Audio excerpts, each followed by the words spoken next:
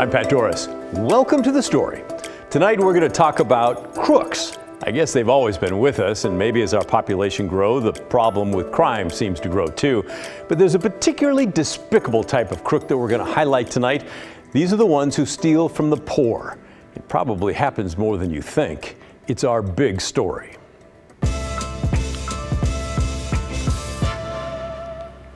Here's the deal. Banks and credit card companies have come a long way in preventing fraud. Customers are often alerted, maybe you've been alerted, if there's fishy activity or an odd purchase connected to your account. And the cards themselves are now equipped with chips to avoid card skimming. But unfortunately, many of those same security features are not provided to low-income families, specifically those receiving food stamps or government benefits on an Oregon Trail card. As investigative reporter Kyle Iboshi found, the government is providing very little protection to those most in need. Crammed inside a budget hotel room, Tricia Collins works hard to make the most of a tough situation. With no steady income, the Portland woman stretches every penny to help support her 10-year-old son. State-issued food stamps and cash assistance are lifelines. I depend on both of them to an extreme because if I don't have that, then his needs don't get met. On the first of each month, the Oregon Department of Human Services loads Tricia's EBT card or Oregon Trail card with benefits. We wait for that one day, that you're going to get paid, and all the things that you need to get done are going to be done that day. There is no, you're not usually ahead of the game. There's just no way to be ahead. So in the morning of December 1st, Tricia went to the ATM expecting to find a month's worth of benefits on her Oregon Trail card. But instead, my money was gone, and I didn't understand what was going on. After a dizzying number of calls, Tricia finally reached Oregon DHS. A customer service agent explained that same morning at a 7-Eleven store in Edgewood, Washington, near Tacoma, someone had withdrawn $420 from Tricia's account during 2 separate transactions. And there's no way I could have been there and here within an hour. Tricia warned the state agency that her account had been compromised, but employees told her there's little they could do. I'm hoping that this person only hit my card once and then it wasn't going to happen again. But it did happen again, a month later. DHS told Tricia someone had stolen her benefits again on January 1st by withdrawing $400 from an ATM at a 7-Eleven store in Kent, Washington. And it blew my mind that nobody on the fraud department side did anything. No flags, no nothing. Like if it was a Visa or MasterCard or something else, or the transactions were done in another state, you would get a call immediately. I'm like, this can't be. I know there is money in there. Jana McDonald of Portland had a similar experience.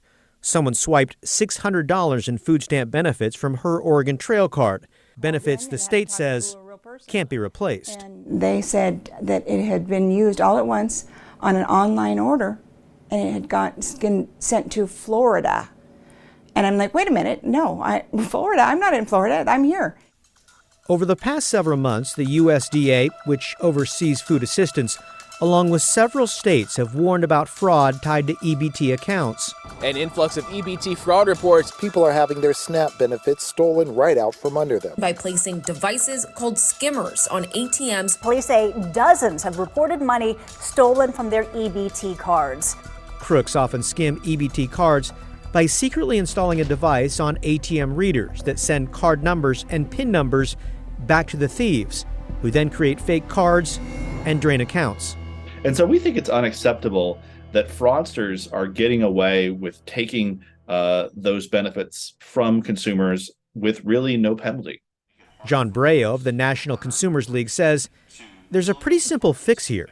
Upgrade the EBT cards with smart chip technology, which make them more difficult and expensive for fraudsters to skim. Currently, every state, including Oregon, still uses the old-fashioned cards with a magnetic stripe and no chip. That is not secure, and it's trivially easy for crooks to use skimmers and other devices to get the information off those cards, clone the cards, and start running up charges on them. In a written statement, an Oregon DHS spokesperson explained, chip cards are significantly more expensive for the state to issue and use than the current mag stripe cards, and are still susceptible to fraud and skimming devices. It is not believed that using chip EBT cards would significantly reduce the rates of fraud and stolen benefits, and that the increased cost of chip cards will not result in any significant benefit to people using EBT cards. For card and PIN issues, press 1. For fraud victims like Tricia, it seems like a no-brainer. Protect those most in need. It's devastating for all of us for them not to do anything. Tricia argues EBT recipients should have the same security technology as everyone else using the banking system. Think about it. Your debit cards and credit cards, they've got chips, but not the Oregon Trail card? I'm sure they have enough money to put a chip in a damn card.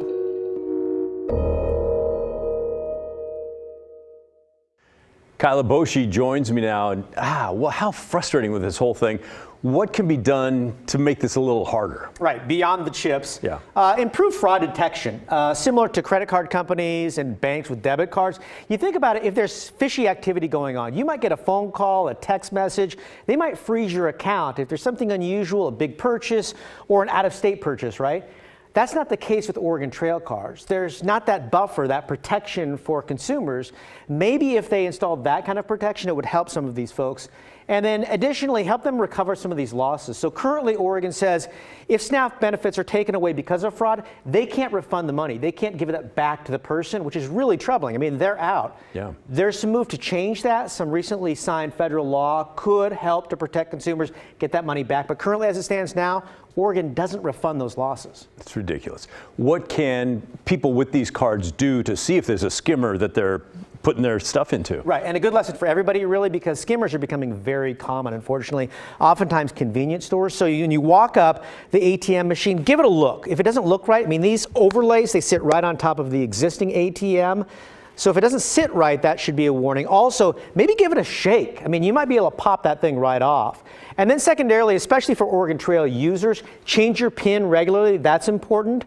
And then also be checking your statement on a regular basis, because if there's unusual activity, you should be able to see that and hopefully alert DHS, and maybe they can do something about that. All right, but let's come back full circle. There is a solution. Oh, yeah. It's what every bank in America is required to do. Sure. And yet Oregon and none of the other states, they're not doing it. Right. I mean, open your wallet right now. Look at your credit cards. Look at your debit cards. They've all got that chip. But Oregon Trail card users, the people who need that protection the most, they're not getting it. I got to say, it's outrageous and it's dumb. The state's losing money. The poorest people are losing money. Oh, somebody better be changing this one, I'll tell you that. Thank you, Kyle. Appreciate your time on this. Still mad about that. Tomorrow, Oregon's legislature will kick off opening day of the 2023 legislative session. It's the 82nd session since the state became a state. One longtime member will not be there, though, former Senate President Peter Courtney. He announced he would not run for re-election around this time last year. It's quite a change for Courtney. He was first elected to the Salem City Council way back in 1974, then joined the Oregon legislature in 1980. In 2003, he was elected Senate President and held that post for 20 years. Courtney was a champion of services for mental health, so much so that he told me the state mental hospital is being named for him. He also pushed through several bills on animal rights, set aside big pools of money for seismic upgrades for school buildings and other buildings, and helped usher through a new business tax that significantly increased money for K-12 schools. His leadership came during a challenging times, the COVID pandemic, sexual harassment allegations within the Senate ranks, Republican walkouts, and a whole long list of other things. He was the longest serving lawmaker in Oregon history. I talked with him about stepping down a year ago, and I've held on to the interview just for you until tonight. What will be next for you? I don't really envision you sitting in a rocking chair on the front porch. Oh, there you go. Now that really got me. I'm just going to watch the river come up. I live in a river. When I'm living, I'm looking at it. Jesus, coming up. I don't know. I don't play golf. I don't have a perfect hobby. That's another question you're asking me. And again, I was sad before I started this interview. Now I'm outright depressed thanks to you, Pat Doris. I don't know. I have no idea what I'm going to do. And I don't know. I have no magic, beautiful plan. Every plan I ever had in my life never happened. So maybe this is good. Perhaps you could get an RV and travel the country with your wife. No, I'm not going to get an RV and travel the company. I don't know. How do you stay clean in an RV? I mean, in showers, you can't get in. There's not really water. I don't trust it. In the toilet, I don't want it. No, I'm not going to do that and drive around. You want me driving around? No, I mean, I do want to, I'd love to visit some historical sites, but I'm not going to get an RV and go ranting and running around and knowing me. I'm not going to. No. If you want an RV, you RV. I'm not RVing. As you can tell, he's quite the character. I first met Peter Courtney back in 1990 in Salem. Measure 5 had just passed, giving property owners a break on their taxes, but slashing state budgets. Barbara Roberts was governor at the time. Courtney was still in the House then and not willing to cut education. I don't want to smash mouth Barbara, but it's time for legislators to be standing up saying, wait a minute, wait a minute. That's Peter Courtney. He's always had a way with words and felt passionate about a lot of things. But when it comes to leaving the legislature, it's hard to put it into a soundbite. But anyone who's looked back and felt time slipping away can probably relate. We all say those things, but I just still don't believe I'm at the age I am, or I am at where I am in terms of Salem City Council. I still don't believe it. And I don't understand how that all happened without somebody telling me ahead of time. My angels, now Peter, listen, you got to understand it's going by. Oh yeah, Peter, you got to understand you're not going to be able to do a lot of the things you do. And nobody tipped me off, so I'm really messed up about it. We also talked about the change in the feel of politics. It's always been rough and tumble, but the former Senate president said people would be able to make up at the end of the day. I hesitate to give you an example. I was on the 4th floor in the House all my career, with the exception when I became the caucus leader and I went to second. But on the 4th floor, there were 2 corner offices overlooking the western part of the grounds surrounding it. And one of them was Representative Bill Markham, and the other one was Representative Lonnie Roberts. And we all knew at the end of the day at 5 o'clock on the sharp, it was party time up there. I shouldn't tell the folks this. I mean, it was happy hour. We didn't go out of the building. It was happy hour. Now, Bill Markham was a very, God rest his soul, a very conservative Republican.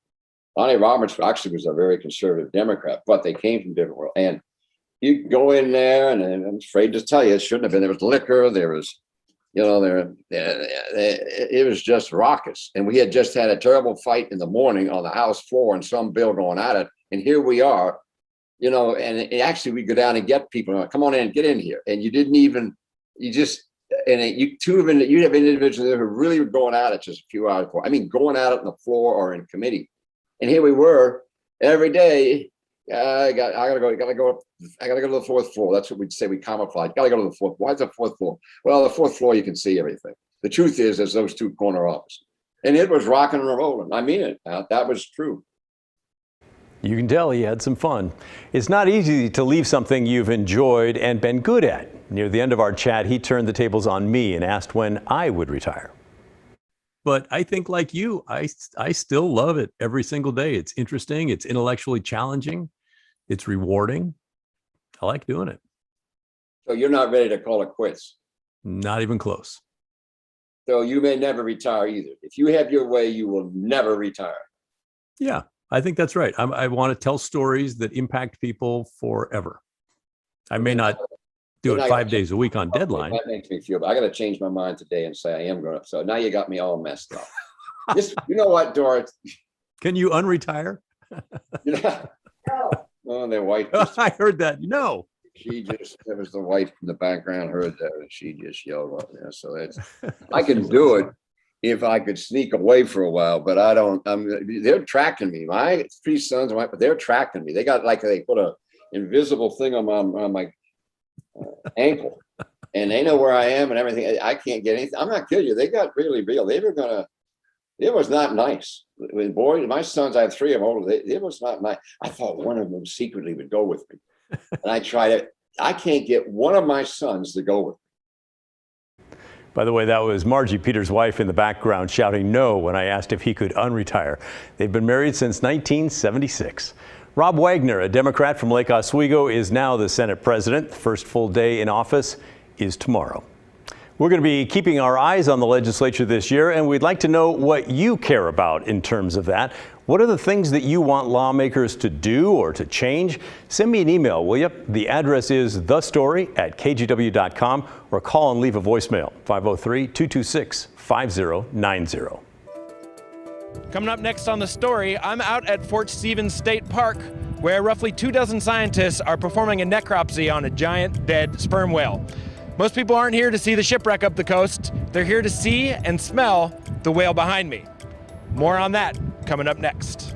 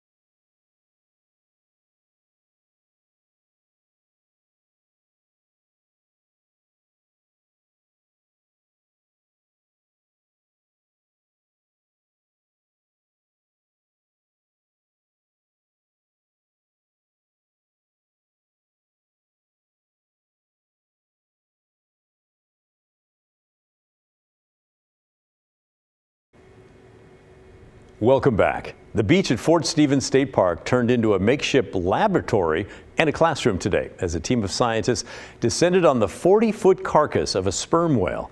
The creature washed up over the weekend and has been quite the tourist attraction ever since, smell and all. Be thankful smell-o-vision hasn't been invented yet. And within the last hour, we received the results of the necropsy done on the whale. Evidence showed the whale died after being hit by a ship. It was a male around 20 years old and had been dead for some time, we're told, before coming ashore. Environmental reporter Kyle Williams made his way to the beach this morning as crews began the work to figure out how the whale died. And this marks the inaugural segment of a series that we'll hopefully use just once. The Story is proud to present Kyle and the Whale.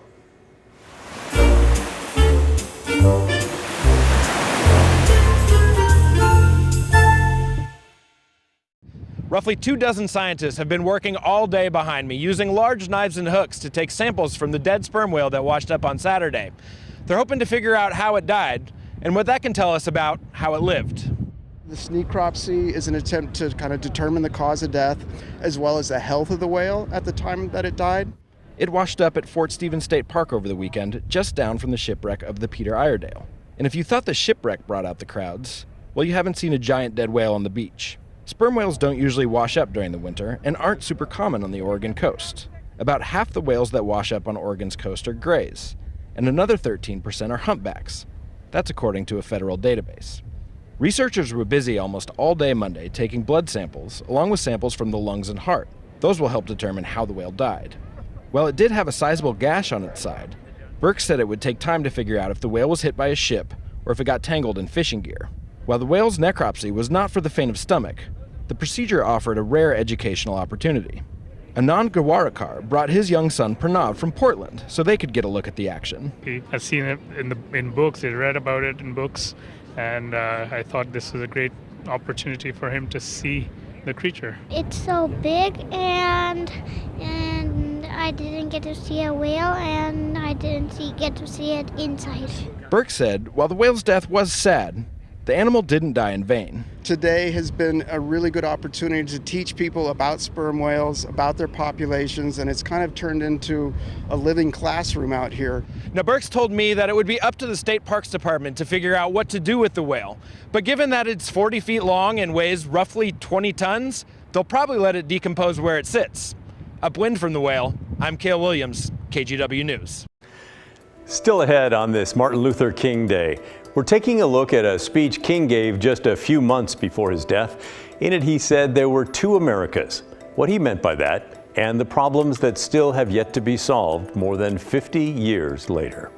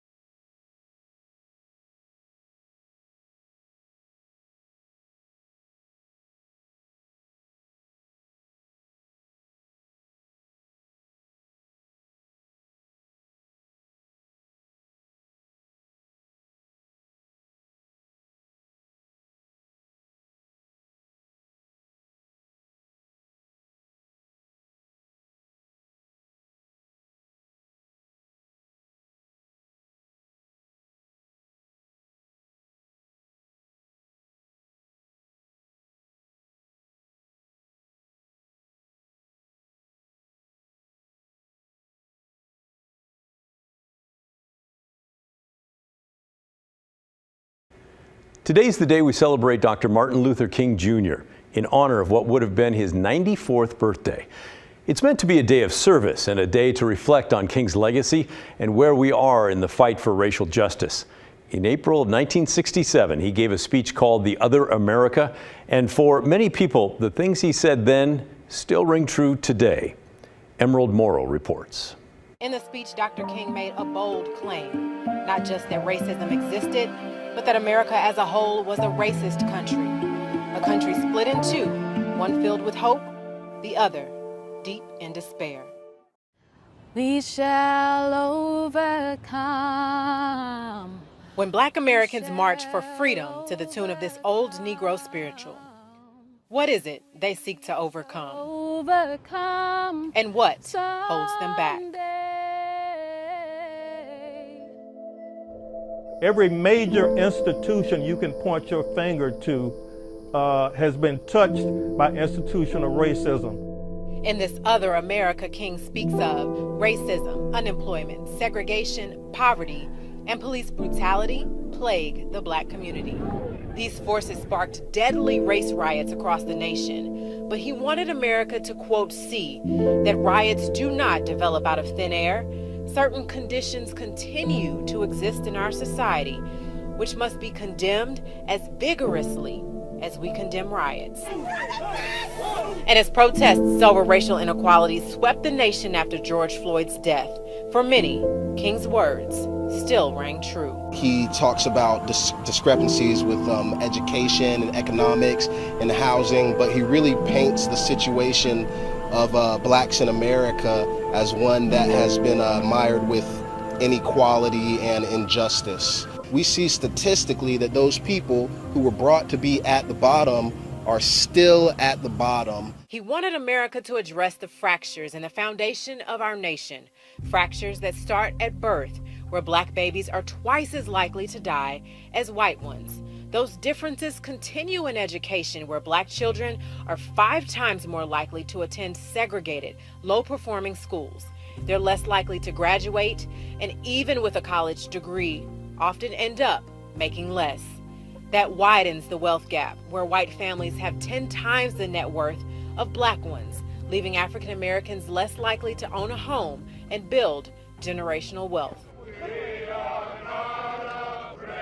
It might not directly be legalized racism like it was in the past, but there's been systems that have been created that lead to inequality in many different areas. He also reminded his audience that, quote, no other racial group has been a slave on American soil, end quote, then left without meaningful support after freedom. It is a cruel jest to say to a bootless man that he ought to lift himself by his own bootstraps. The vast majority of black people still live in an America that does not match up to the America that their white counterparts live in. And while these fractures have caused so much pain, there is hope we can heal if we work together toward justice.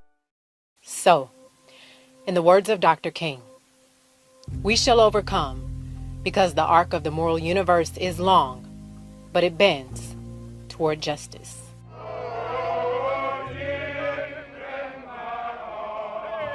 Yes, I do believe that we shall overcome someday.